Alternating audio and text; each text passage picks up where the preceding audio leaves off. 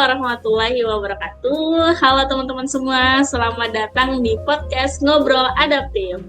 Senang sekali hari ini hadir menemani kita di sesi kali ini, di mana kita akan membahas bagaimana strategi menjaga mutu obat bahan alam, kosmetik, dan pangan agar tetap relevan dan dipercaya dan punya daya saing di era sekarang. Kali ini saya sudah bersama dengan sosok yang punya pengalaman luas di bidang ini. Beliau adalah Ibu Ari Arifah Hidayah SPAM ABT MSI.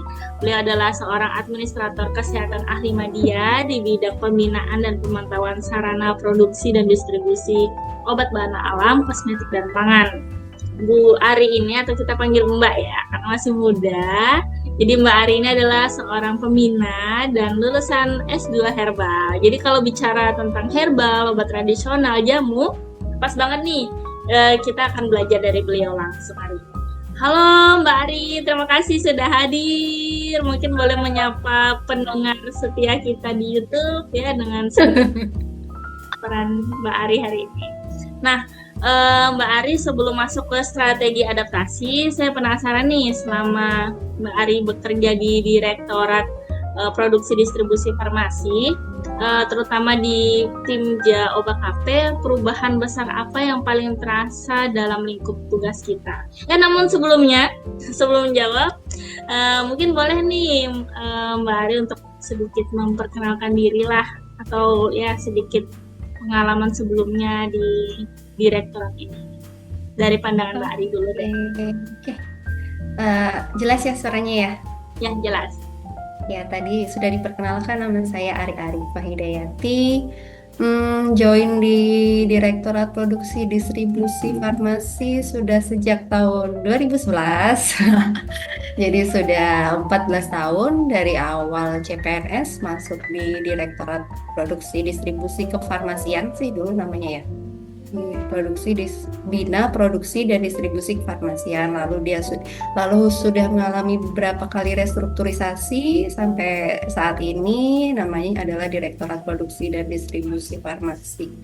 Saya juga sudah ada di beberapa tim kerja sebelumnya terkait obat, kemudian bahan baku, juga terkait dengan obat tradisional, dan sekarang obat bahan alam, suplemen kesehatan juga, kosmetik.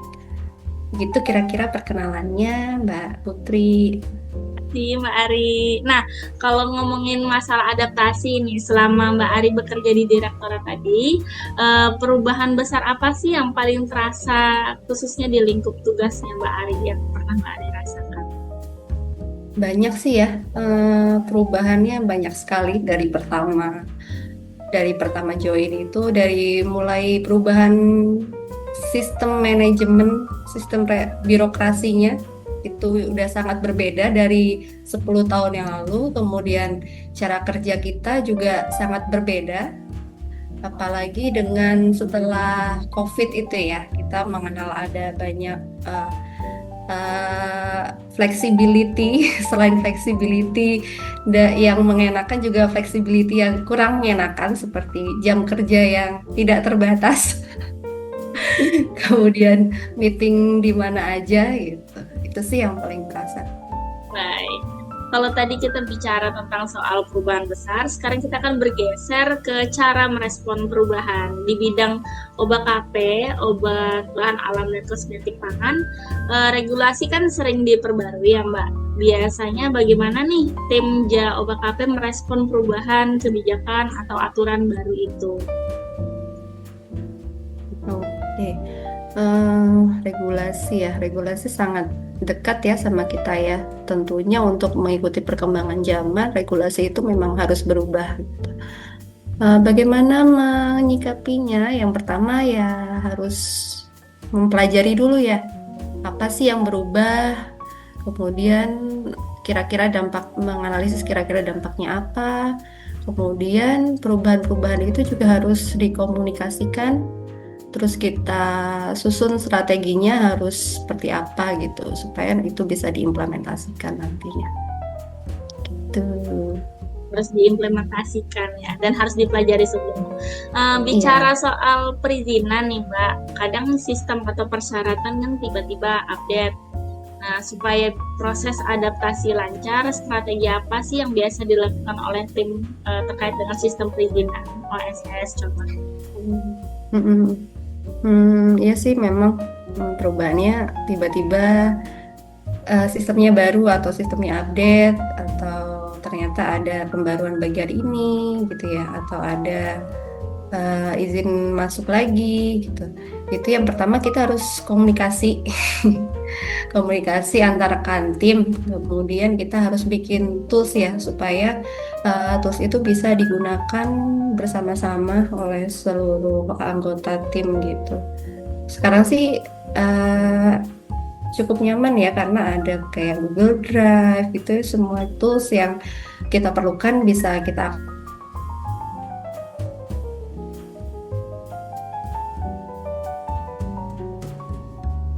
Oke, masih.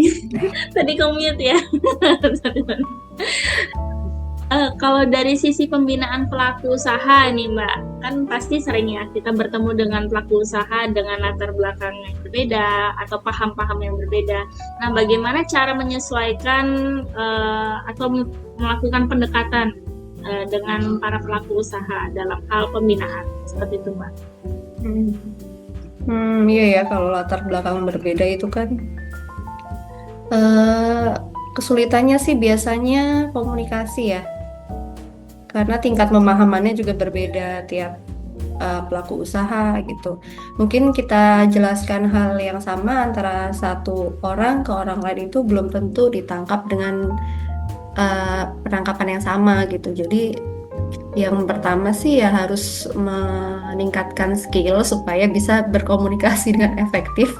Kemudian meningkatkan empati dan aktif listening gitu supaya nggak kebawa emosi. Karena kan kita sering menerima apa ya, kayak menerima keluhan gitu. Udah dijelasin masih ngeyel, itu kadang-kadang bikin emosi. Jadi emang harus apa ya, kita menempatkan diri kita sebagai uh, klien kita gitu, sebagai pelaku usaha. Kira-kira kalau aku digini ini, aku seneng nggak ya? Uh, Nanti akan berimbas pada kualitas pelayanan masyarakat kita gitu. Oke, benar sekali ya Mbak Ari. Jadi skill untuk komunikasi itu sangat penting untuk kita bisa paham, lebih sabar juga dalam menangani pelaku usaha. Komunikasinya ini nggak cuman ini ya, nggak cuman lisan ya, tapi tertulis juga karena kan kita sering nerima apa konsultasi secara tertulis juga. Gitu. Betul-betul. Berarti juga harus punya skill dalam copywriting. Iya, itu skillnya Putri. Nah, kalau terkait edukasi penggunaan jamu nih, sekarang kita berbicara tentang jamu dan fitofarmaka. Tren informasi baru kan cepat sekali muncul, apalagi di media sosial. Nah, bagaimana Mbak Ari dan tim memastikan bahwa pesan edukasi tentang edukasi jamu, penggunaan fitofarmaka ini tetap relevan di masyarakat, akurat dan juga mudah dipahami. Bagaimana kira-kira Mbak? Oke. Sebenarnya kalau prinsip-prinsip dasarnya aku rasa sih sampai saat ini masih sama aja ya. Cuman memang kita perlu inovasi-inovasi gitu supaya yang pertama nggak membosankan, kemudian lebih mudah diterima sama sasaran kita, apakah itu masyarakat, apakah itu nakes, kemudian ngikutin isu-isu terbaru ya. Jadi misalnya kayak apa ya? Kalau dulu mungkin yang suka hits itu obat herbal misalnya manggis gitu.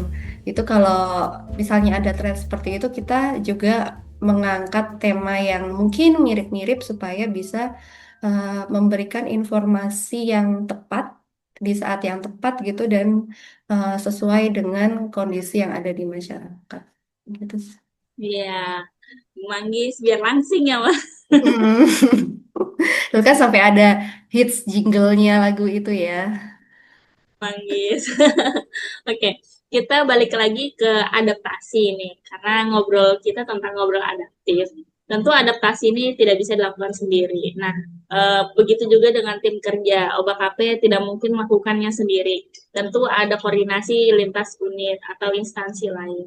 Nah, bagaimana cara Mbak Ari dan tim JAK menyelaraskan langkah-langkah eh, koordinasi dengan unit lain? Seperti itu, Mbak. Dengan unit lain ya. Jadi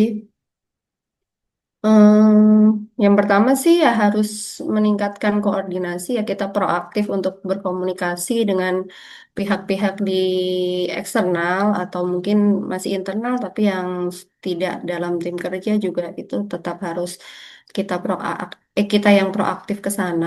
Kemudian juga harus apa ya?